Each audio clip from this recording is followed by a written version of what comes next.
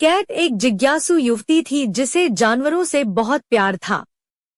एक धूप भरी दोपहर, जब वह पार्क से गुजर रही थी, उसने एक खूबसूरत लड़की को बेंच पर बैठे देखा, जो परेशान दिख रही थी। लड़की की चमकीली नीली आंखें आंसुओं से भरी हुई थी और उसके हाथों में एक छोटा, घिसा हुआ कॉलर था। कैट धीरे से उसके पास गई। क्या तुम ठीक हो? उसने पूछा। लड़की ने ऊपर देखा और अपना सिर हिलाया।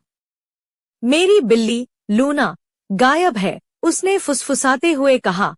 उसकी आवाज कांप रही थी। वह कल रात घर से बाहर निकल गई और मैं उसे कहीं नहीं ढूंढ पा रही हूँ।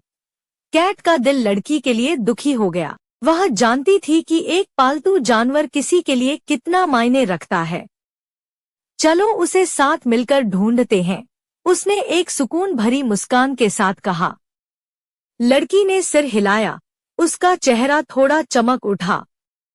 दोनों ने अगले कुछ घंटे पार्क में खोजते हुए बिताए, लूना को पुकारते हुए।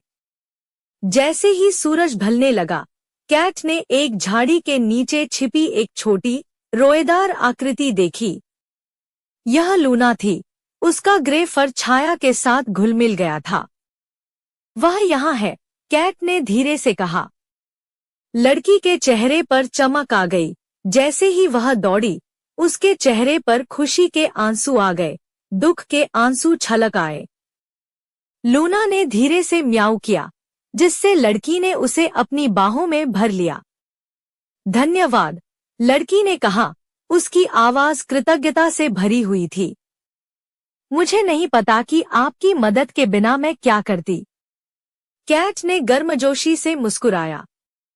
मुझे बस खुशी है कि लूना सुरक्षित और स्वस्थ है। दोनों अलग हो गए। दोनों थोड़ा हल्का महसूस कर रहे थे, यह जानते हुए कि दया और करुणा इतनी खुशी ला सकती है।